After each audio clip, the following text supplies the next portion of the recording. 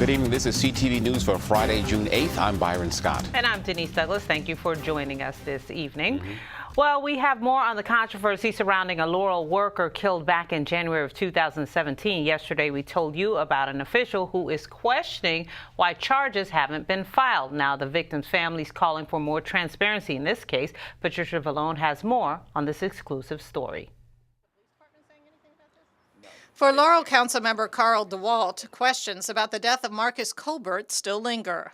And not be able to see a huge yellow fluorescent trash truck and strike a parked car and then skid about 40-50 feet and kill Marcus, and for her not to be charged with anything I think is total injustice. I have a concern that a council member is out putting bad information out to the community. You know, again, we're in the election season, so I know, how those things are played out. But I'm not going to play politics with Marcus Colbert and his family and the remembrance of Marcus. That was yesterday. Today, the family is speaking out. My brother was treated as if, he was roadkill. You know how you hit a deer, you put it aside and you keep going?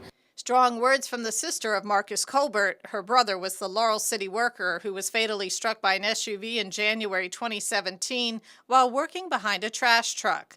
But charges were never filed in the case, and the driver never publicly identified. Now the family wants answers. How come she's not being charged? To me, it's pretty clear that my brother was working. His back was completely turned.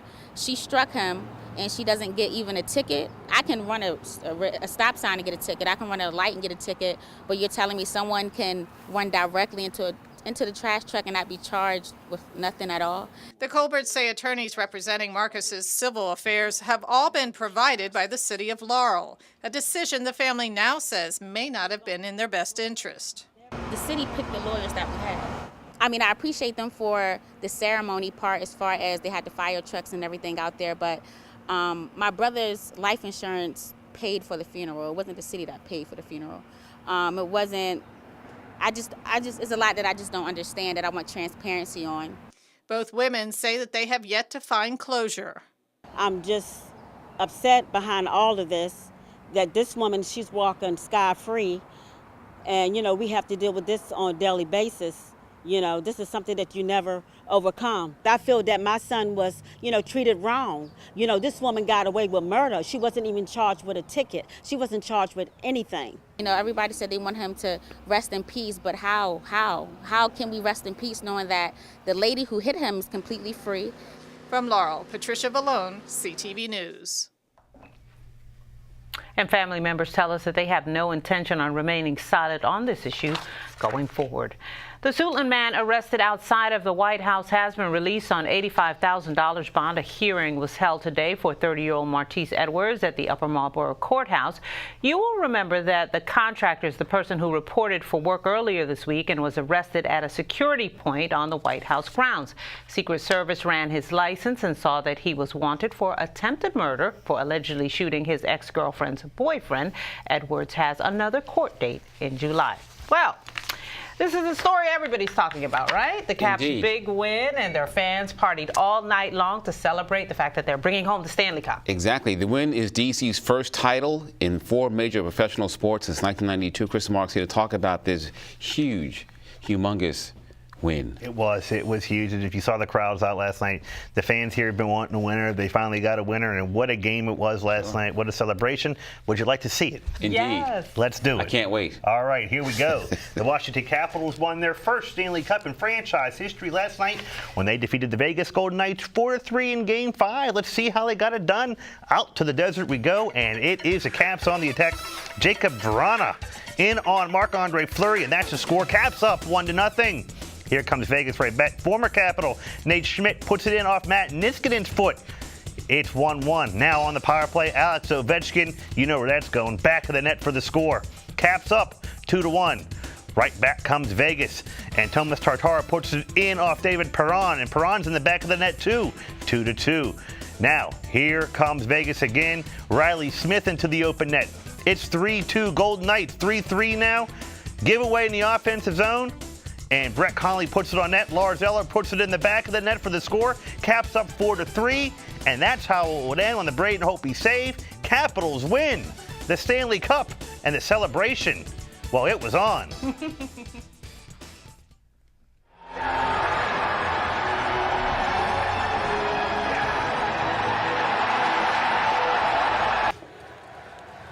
It's just a huge emotion right now. It's I don't know how to explain. It's just something special. You know, it's I'm just very happy. I'm happy for my teammates. I'm happy for my fans, for my family. It's a great feeling. As I said, we've been waiting a long time. It's just a great feeling. See everybody skating around with the cup here. I mean, this is something we've been dreaming about, and yeah. I can't really describe it. I'm just going to enjoy it. Coming back in the third, you know, in this building, I couldn't write up a better story. It's like writing the last chapter yourself of the best story in the world. A big congratulations to the Washington Capitals winning their first title in franchise history, and the parade has been scheduled. It'll go on next Tuesday, and it'll begin at 11 a.m. downtown. There's a lot of people, we hope. It's a lot of a sea Well, of if you red. saw everybody last night, it's probably going to be more, so probably looks to close to 1 million people down there for the celebration. Big Red Sea. Yes. All right.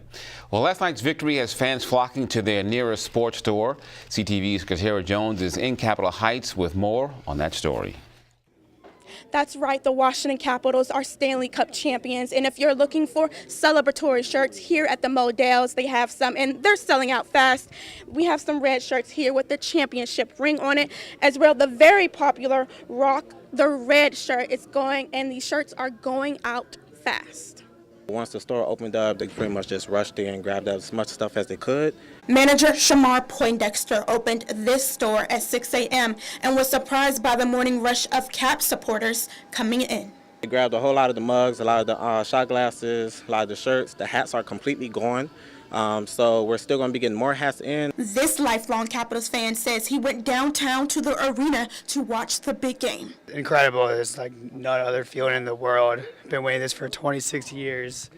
It's just awesome. Can't get over it. You bought a shirt. I saw you were a little disappointed they didn't have any hats, though. Any hats or large shirts left, but I mean, I got what I could get.